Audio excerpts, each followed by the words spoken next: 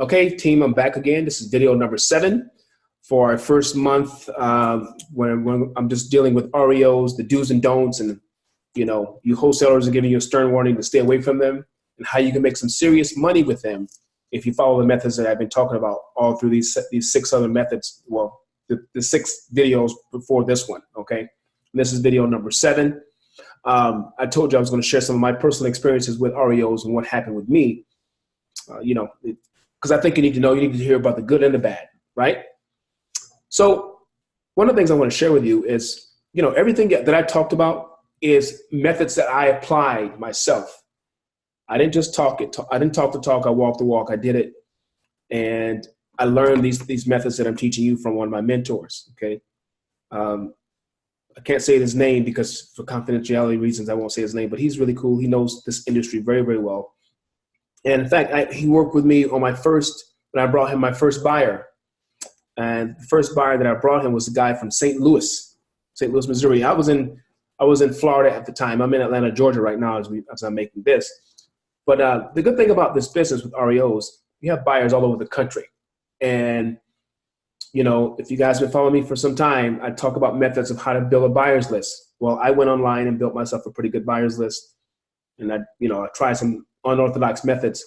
And I finally found a cash buyer in St. Louis, Missouri. But come to find out later on in the deal, when we got him a property, put the property under contract, he followed the protocol up until the closing, and something happened where we didn't get paid our fees. All right, so he bought the property, yes. Did we get paid? No. And my biggest mistake on that deal, I'm going to tell you what happened, is, we brought him to the table, we got him the REO, signed a contract with him. Well, we signed an agreement to get paid, but something happened toward the closing where he didn't keep his word. All right, so I think we did everything we're supposed to do. He just took off and he didn't pay. Can this happen? Sure, it can. So he got the property. The property is really, really good. The property, I think it was like $60,000. ARV was like 95 grand on it.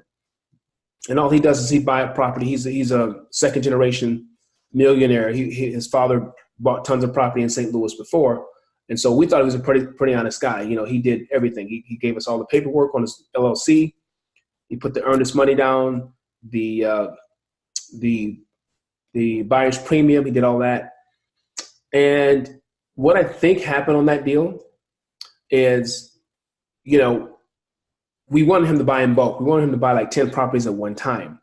Well, as we got closer to closing, he kept declining on buying the other property. So he ended up buying just one. So we started out with like 5 or 6, which was going to mean for us, we were going to make like $3,000 per property because it was 3 or 4 of us brokers in the middle working, my mentor. And so we were all going to split like $3 grand. So we was going to make $1,000 a piece on it, on per property. That's what we were going to make. So we got to the end. He began to back out, and he finally bought the one property. And something happened at closing. So let me just tell you how the fees work so you guys are aware. So when you sign you sign a separate fee agreement with the buyer, to pay you a broker fee, to pay your team a broker fee. In addition to that, whenever that property's pulled, whenever they see a property that gets pulled off of, their property's on, on auction.com and those other websites, the auction house charges them a fee of, I think it's $6,000 to pull that property. All right. That's something else I didn't tell you in the other videos. So the cash buyer not only puts down the buyer's premium of 20, whatever that is, and then the EMD for $2,500, they have to put down another $6 grand for them to pull that property. So this guy did all of that. Well, he told me he did. And we were back and forth with the auction house to see if what he was saying was current. Well, come to find out, the auction house pulled the property and told him that he needed to pay that fee of $6 grand, and he had a certain amount of time to pay it. He paid the earnest money, but he didn't pay the $6,000 fee for them to pull the property. Well, long story short, they pulled the property, did the paperwork, got to closing, and this gentleman, after all that work, disappeared on us. So the property closed, and the sad part about it was the property closed. Title company got involved. Everything was good. And he was able to walk away, and we ended up having to sue him because he refused to pay. So, you know, it went ugly at the end. I mean, the title company, you know, that $6,000 that was owed to the auction house, the title company, everybody else had nothing to do with that. That was something that we had. That's why documentation is so important, because the only way we was able to sue him, because we had documentation. But that doesn't mean that people are always going to pay just because they signed the documentation. This is a rough business. But that was one of the experiences that I had. So he didn't pay the auction house, and he didn't pay us. And so, you know, we had to file a lawsuit and try to put a lien against the property.